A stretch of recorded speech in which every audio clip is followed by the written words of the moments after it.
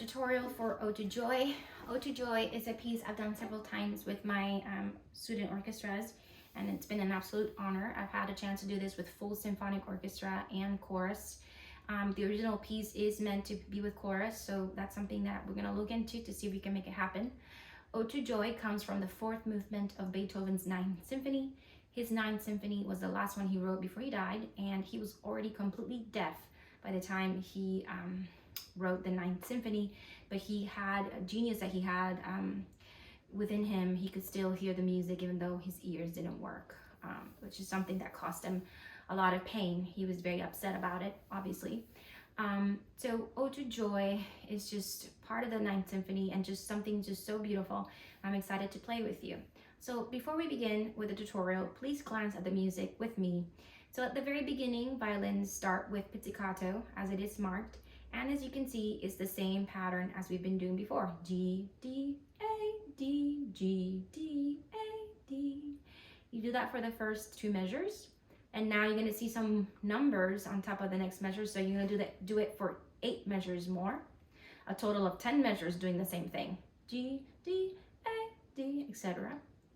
Then you're going to do a different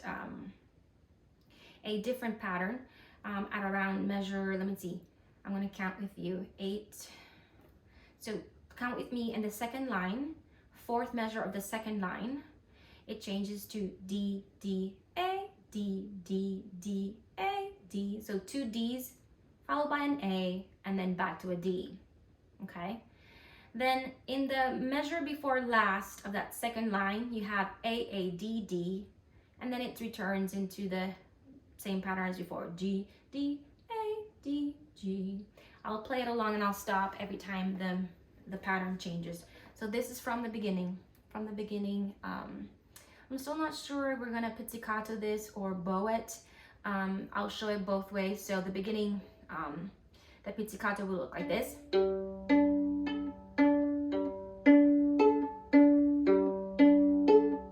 But if you were bowing it, it would look like this.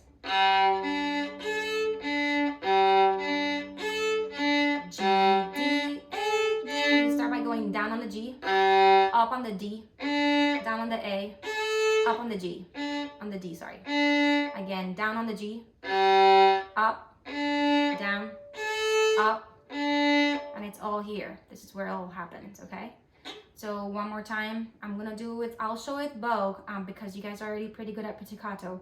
So let's imagine it's bowed from the beginning. It will go like this, 1, 2, 3, 4. 1,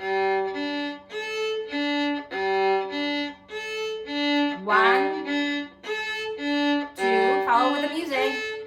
3, 4, follow with the music. This is 5. Second line. 7, 8. And now the pattern changes. The pattern changes. If you were gonna bow it, it would sound like this. D, D, A. D, D, D, A, D, D, D, A, D. And the pattern changes one more time. A, D, D. Let's see it pitched. Ready? So right there where the pattern changes on D, D, A, D would sound like this. One more. One more. Pattern changes to 2 A's and 2 D's. Ready? And now what does the pattern do? It goes back to the same pattern as before.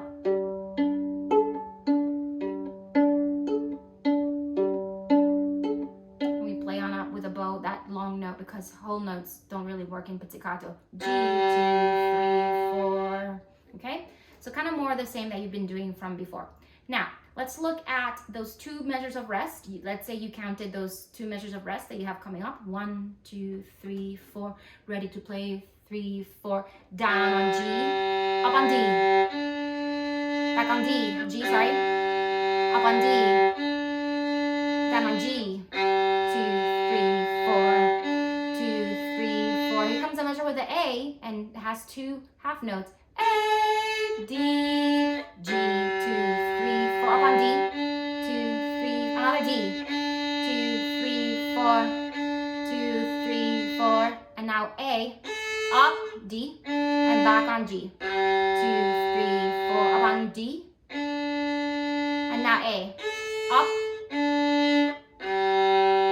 Okay, so a lot of this, we're gonna make sure that we know where our string levels are.